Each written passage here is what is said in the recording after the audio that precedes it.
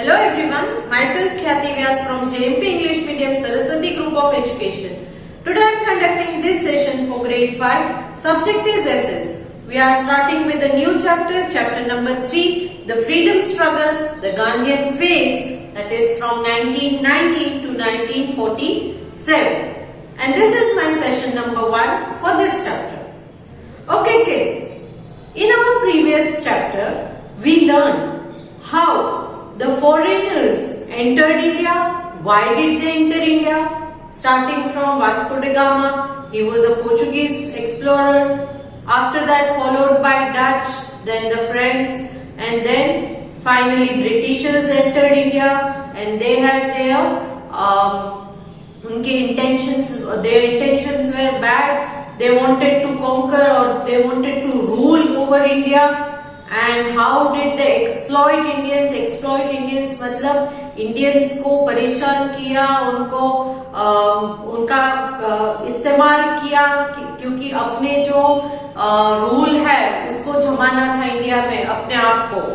So whatever happened, then we also learned regarding कि ये जब ब्रिटिशर्स ने इंडियंस को एक्सप्लॉइट किया तब इंडियंस ने उसका विरोध भी किया था.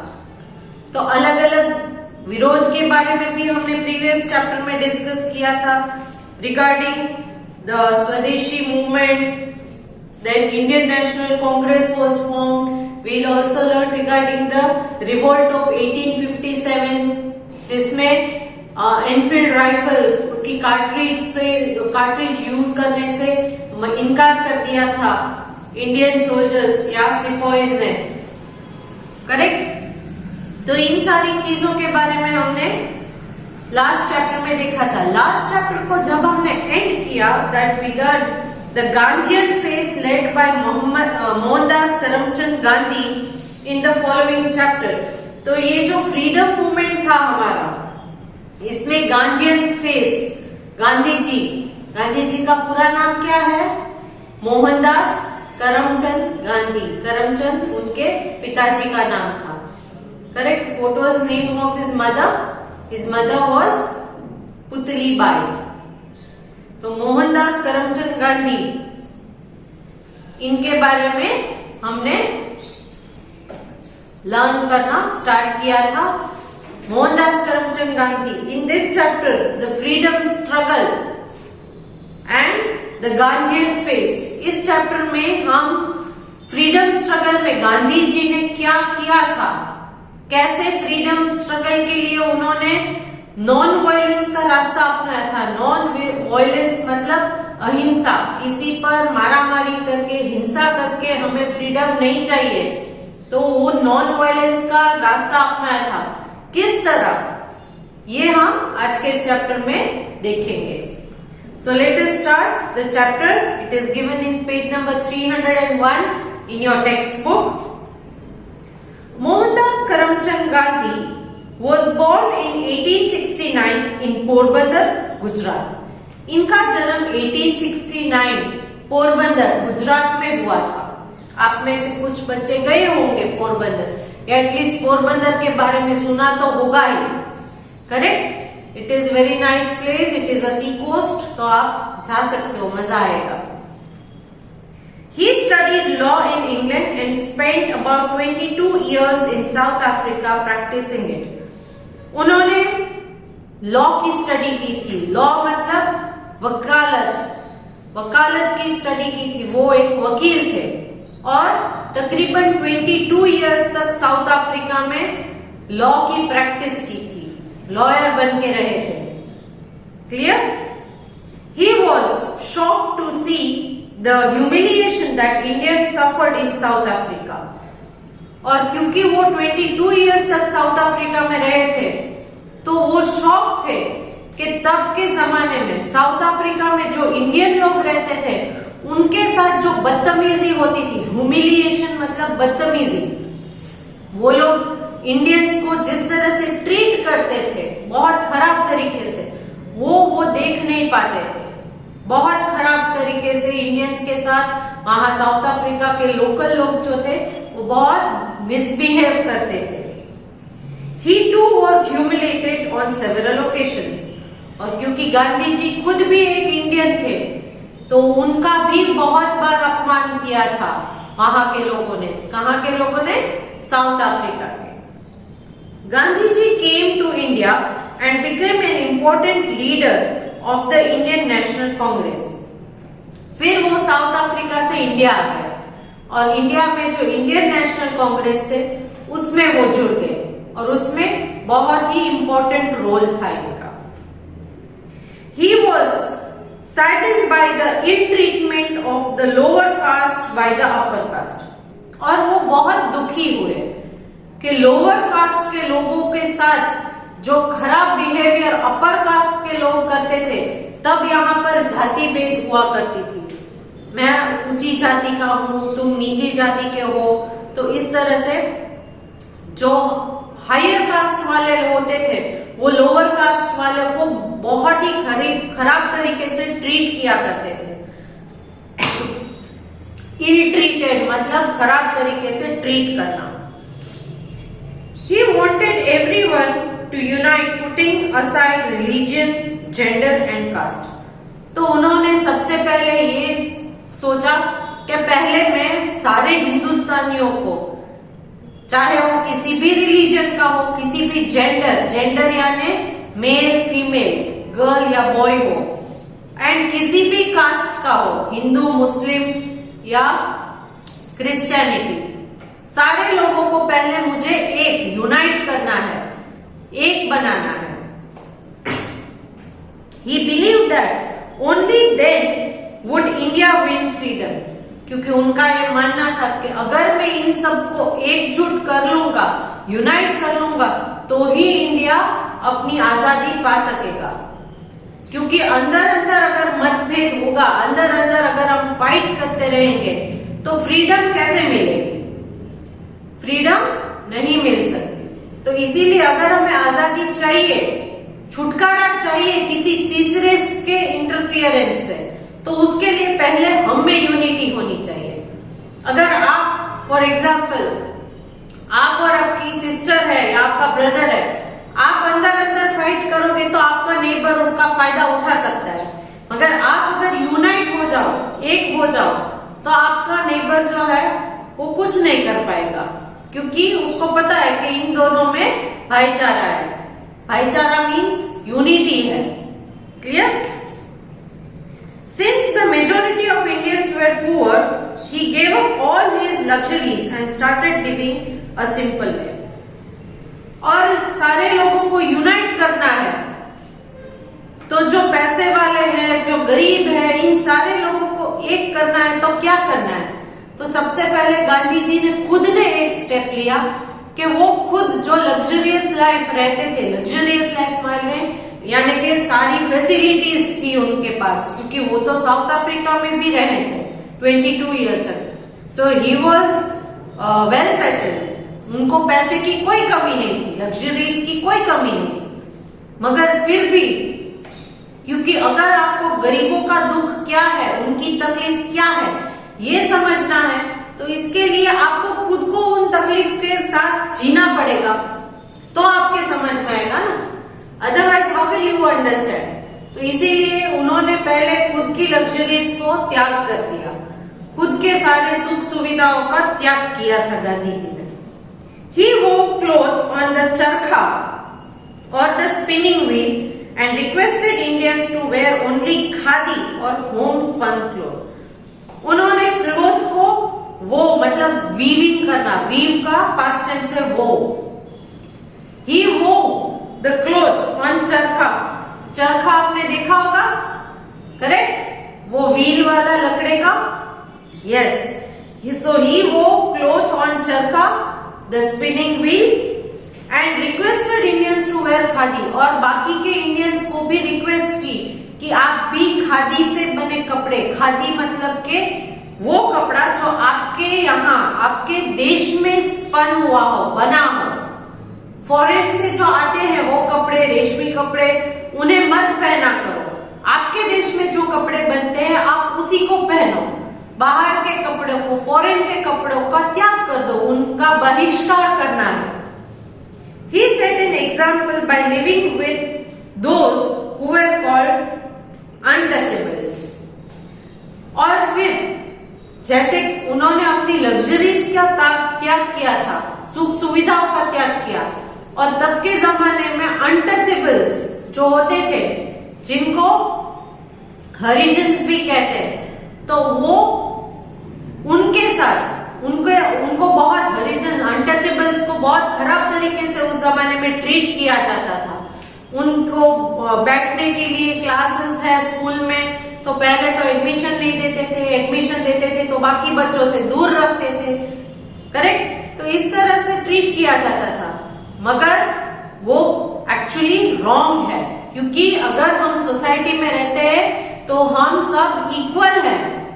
किसी को भी आपको इल ट्रीट करने की कोई परमिशन ही नहीं होती है, अधिकार नहीं है आपके पास कि आप किसी भी इंसान को इल ट्रीट करो।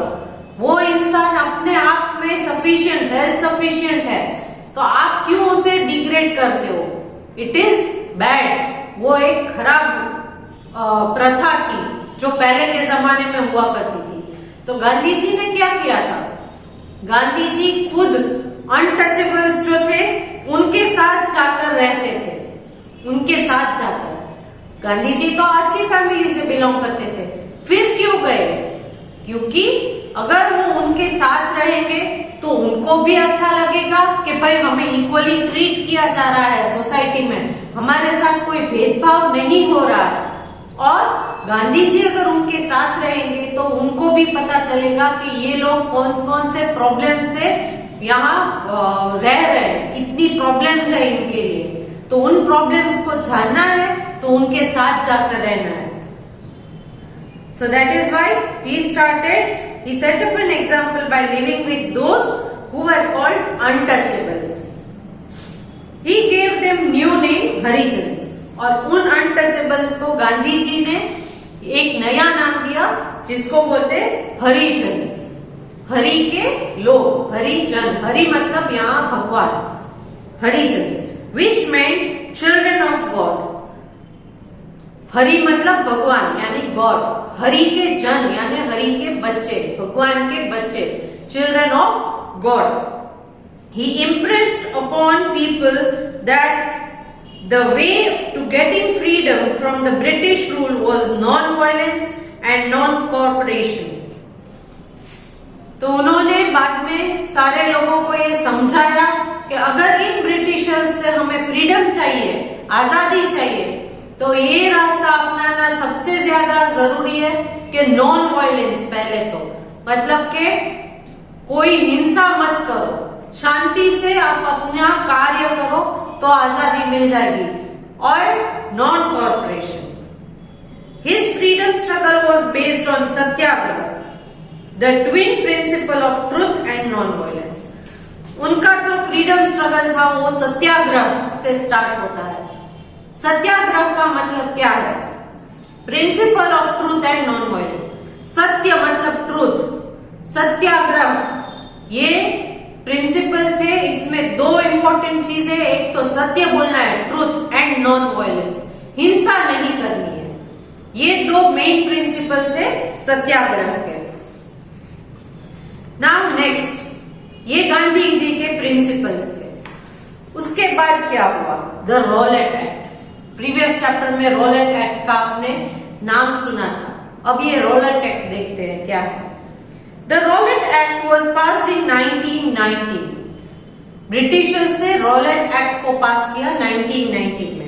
It gave the British the power to send anyone to jail without a trial in court.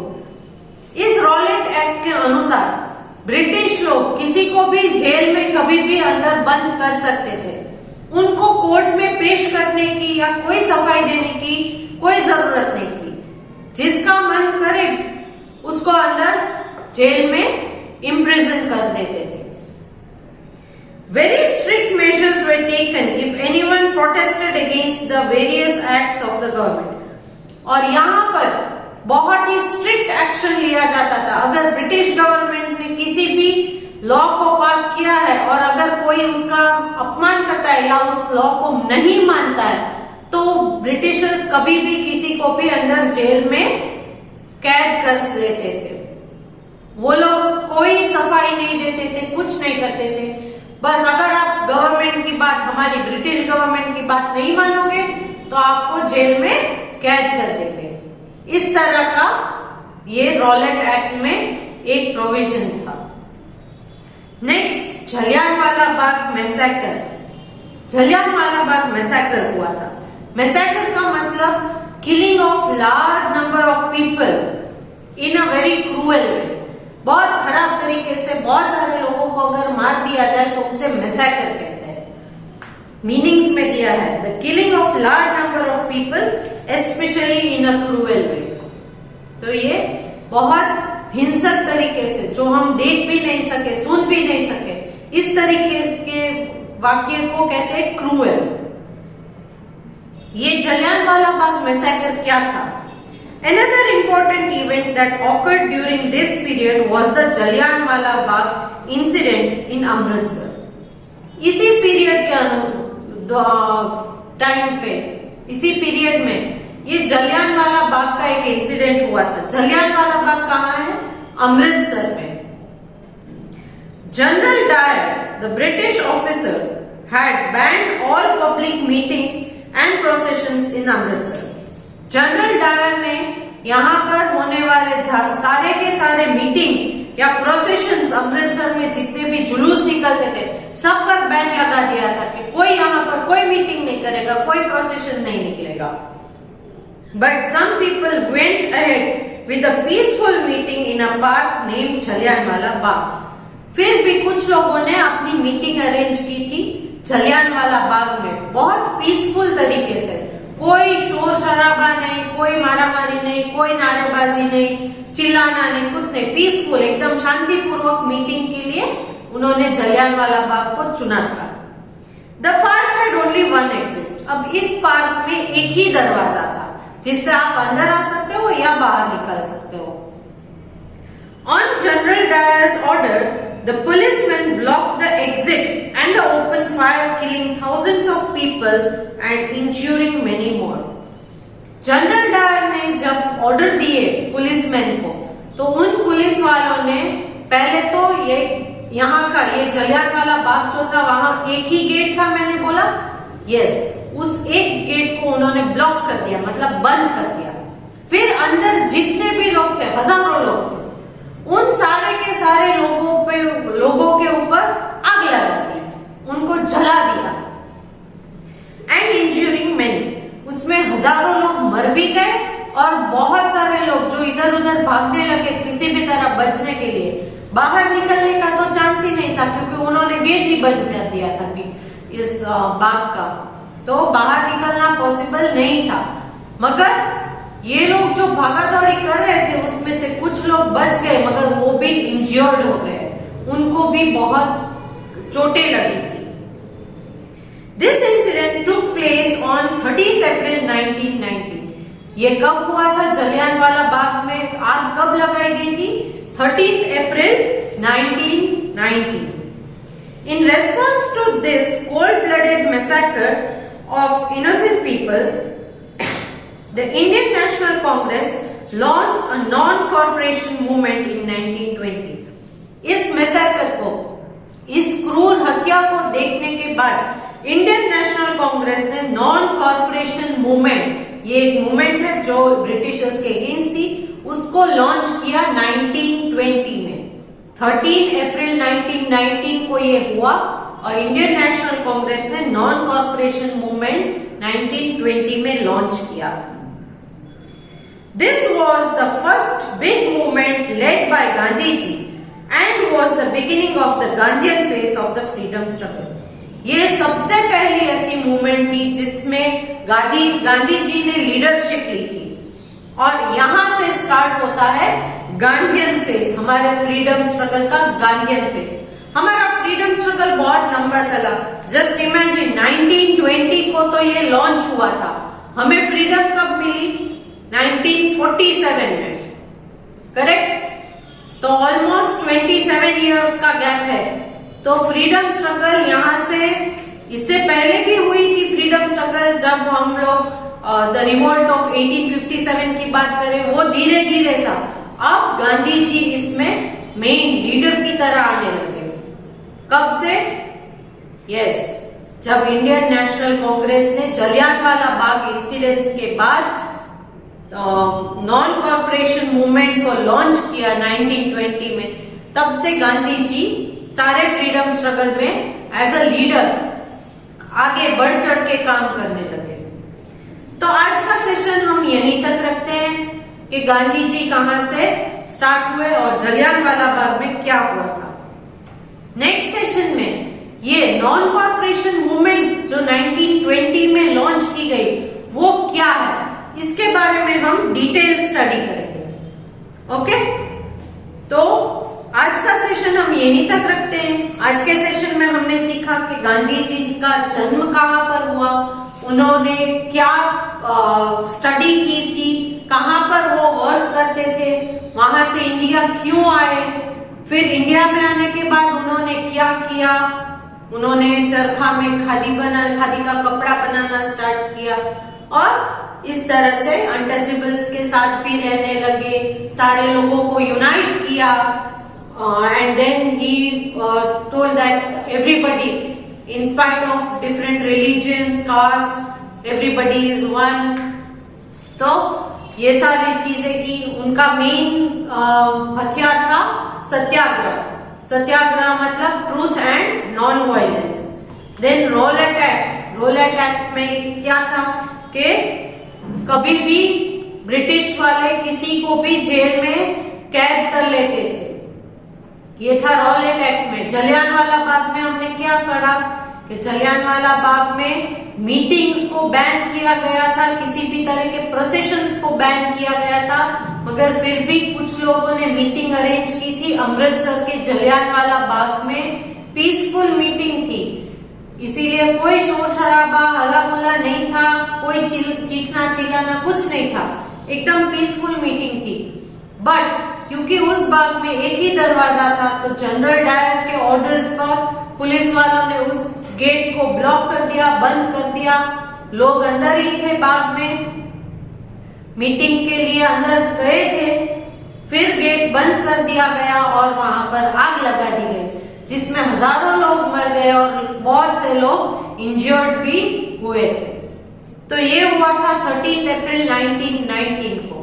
इसको देखने के बाद इंडियन नेशनल कांग्रेस ने जो है वो नॉन कॉर्पोरेट मूवमेंट 1920 में लॉन्च किया था, जिसको लीड किया था महात्मा गांधी जी ने। सो नेक्स्ट सेशन में हम स्टार्ट करेंगे कि नॉन कॉर्पोरेशन मूवमेंट क्या है, देन साइमन कमीशन, ये सारी चीजें आगे के जो है वो हम नेक्स्ट सेशन में कवर करेंगे।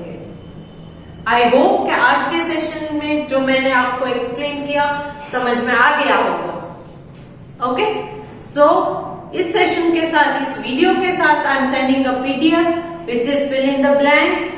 The hint of the answers are given in the box given, तो उसमें से आप सिलेक्ट करके आंसर्स अपनी ब्लैंक्स में लिख सकते हो। ओके, आई होप कि आज के सेशन में मैंने जहां तक एक्सप्लेन किया है वो भी आप टेक्स्ट बुक में से देखकर रीड कर लोगे। और अगर कोई डाउट है तो यू कैन कॉन्टेक्ट मी और you can also go through the video once again. एक बार फिर से वीडियो देखिए, सारे डाउट क्लियर हो जाएंगे। तो hope to see you good in the next session. Bye.